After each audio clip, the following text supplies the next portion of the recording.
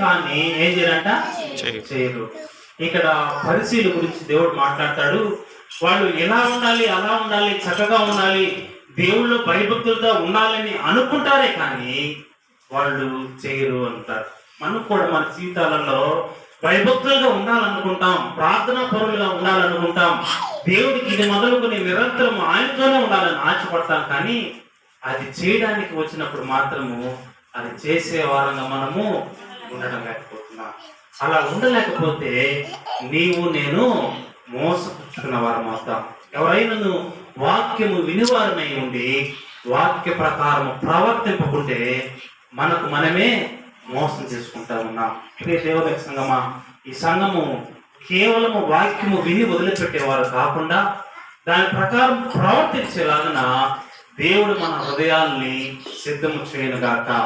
రోమీయులకు రాసిన పత్రిక 2వ అధ్యాయము 17వ వచనంలో అంటాడు, చదువుకుందాం. రోమీయులకు రాసిన పత్రిక 2వ అధ్యాయము, నీవు యూదుడు అని పేరు పెట్టుకొని, ఇక్కడ ఆగదాం. ఇక్కడ అంటాడు యూదుల గురించి, నీవు యూదుడివి అనగా నువ్వు పేరుకే దేవుని యొక్క బిడ్డలుగా పిలువబడుతున్నావే కానీ పేరుకే క్రైస్తవుడుగా పిలువబడుతున్నావు కానీ పేరుకే ఒక విశ్వాసగా పిలువబడుతున్నావు కానీ. తర్వాత ధర్మశాస్త్రమును ఆశ్రయించి దేవుని యందు అతిశయించుచున్నావు కావా, ఆయన చిత్తము ఎరిగి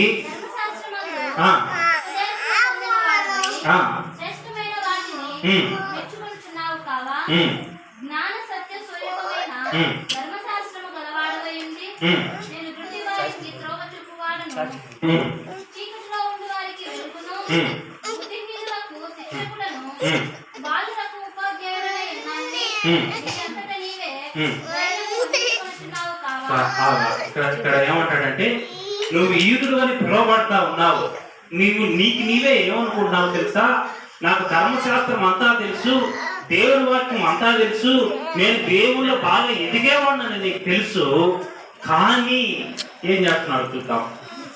తర్వాత వచ్చి